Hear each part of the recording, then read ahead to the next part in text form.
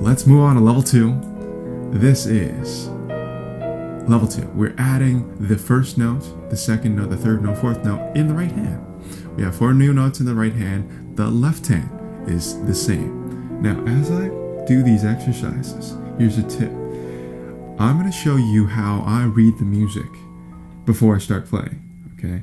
So, as I do this, I want you to start looking at the music in the same kind of ways that I'm looking at the music, okay? So that'll help you understand that it's not about reading the note at the first, C, C, G, E, G, E, C, G, E, G, like that. You still have to do that, right? But it's not just that. The more ways that you take to look at a piece of music, the faster you're going to be able to understand how to read this music. The faster you're going to be able to read the music from beginning to end. So, if we look here, C, E, G, C, that in the right hand, and then the C again.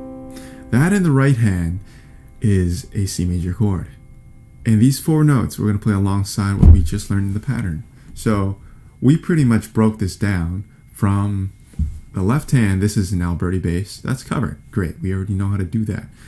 In the right hand, this is just a C major chord played first beat of each bar. Not only do I understand that I have to play all these notes, I also understand that in the right hand, it's just a chord. The left hand I've done before. That's all it is. Let's give this a shot. Ready?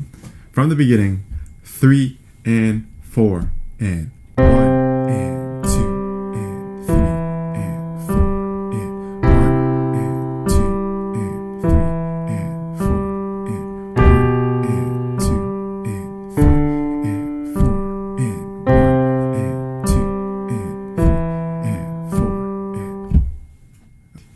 Let's jump to the next one. Once you're ready, move on to level 3. If you're not ready yet, give it a few more tries, count, and make sure you're playing evenly, okay? Next one.